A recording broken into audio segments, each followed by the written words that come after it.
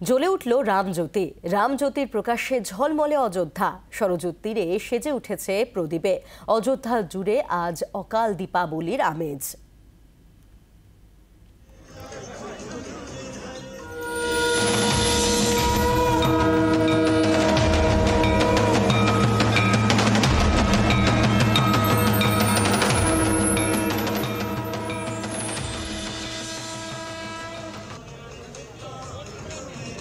অকাল দীপাবলি চেহারা নিয়েছে অযোধ্যা।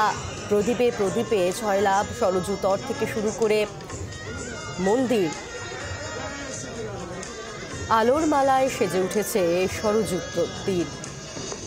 আজ রামলালার প্রাণ প্রতিষ্ঠা এবং তারপর আজ সন্ধে এই ছবি অযোধ্যায়।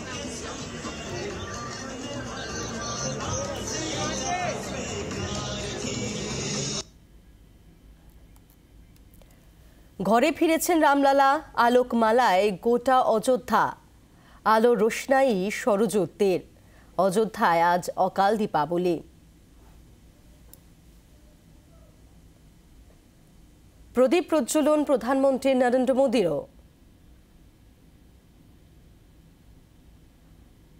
রামলালার ঘরে ফেরায় প্রদীপ জ্বালিয়ে শ্রদ্ধা নিবেদন প্রধানমন্ত্রীর।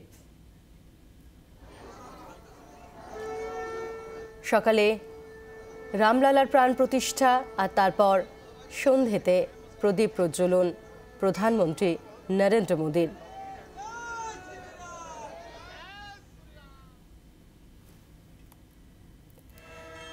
শতাব্দীর পর শতাব্দী অপেক্ষার অবসান অযোধ্যায়। রামলালার প্রাণ প্রতিষ্ঠা আর তারপর আজ সন্ধেতে আলোর রোশনাইয়ে ঝলমল অযোধ্যা। প্রদীপ প্রজ্বলন প্রধানমন্ত্রী নরেন্দ্র মোদীরও। অকাল দীপাবলি চেহারা নিয়েছে অযোধ্যা জুড়ে। পুষ্পবৃষ্টিতে ঘরে ফিরলেন রামলালা। মন্দির গৃহে প্রাণ প্রতিষ্ঠার মহাযজ্ঞ আমরা দেখি আজ সকালে।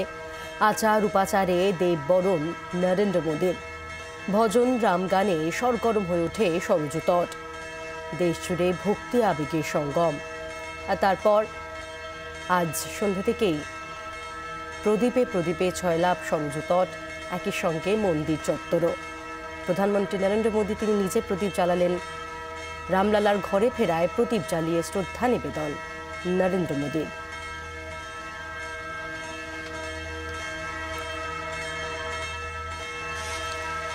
পবিত্র সংকল্পের পুণ্য লগ্ন। রাম ভূমে নম। মন্দির দর্শনের পর ভক্তির ডালা নিয়ে গর্ভগৃহে পৌঁছে যান প্রধানমন্ত্রী নরেন্দ্র মোদী। শঙ্খ, চামর, ঝালর আরতিতে অভিষেক, প্রাণ প্রতিষ্ঠা হয়।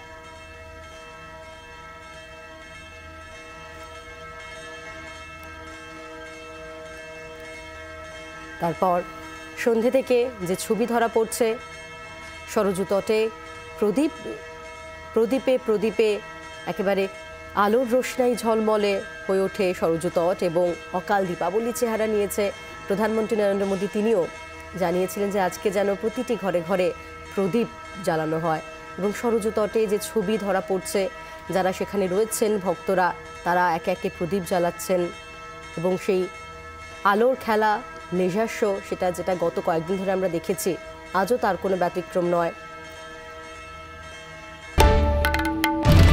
বাংলার আওয়াজ, বাঙালির আবেগ, জি 24 ঘন্টা।